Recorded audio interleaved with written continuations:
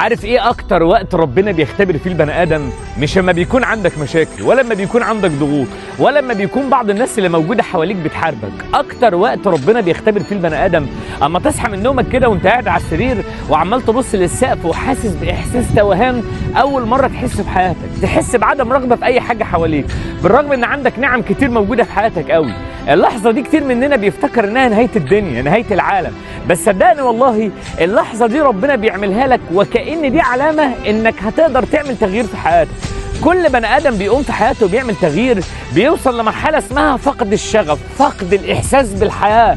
اللحظه دي اشاره من ربنا، اشاره انك تبدا تدي لنفسك زقه لقدام وتعترض على كل حاجه موجوده في حياتك. تصحى الصبح كده تقول انا مش عاجبني حياتي، مش عاجبني وضعي، مش عاجبني الروتين اللي انا ماشي فيه ومش هيخليني اعمل اي حاجه.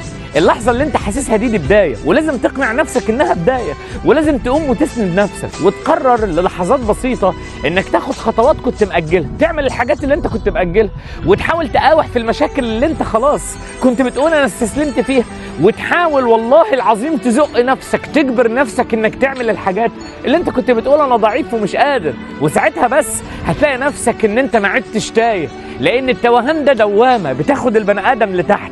فانتفاضتك واعتراضك عليها ومحاولتك انك تتغلب عليها حاجه هتوقفك على رجلك تاني. ايوه، المشاعر اللي انت حاسسها دي مشاعر كدابه، لان المشاعر دي مش مشاعر بتقولك انك خلاص انتهيت، ده مشاعر واختبار ربنا ليك عشان انت تحول نفسك من بني ادم ما كنتش قادر لبني ادم بقى قادر يعمل ان هو حاجه. التوهان مش عيب، فقد الشغف مش عيب، التعب وان تحس ان جسمك كله فاصل مش عيب، ده علامه بيقولك ان دي نقطه تحول. ولو قمت وزقيت نفسك هتحكيها قدام ان كان في يوم الدنيا كلها مغيمه والدنيا ضلمه حواليك ولكن انت قدرت تقوم. صدقني والله العظيم انت تقدر تقوم.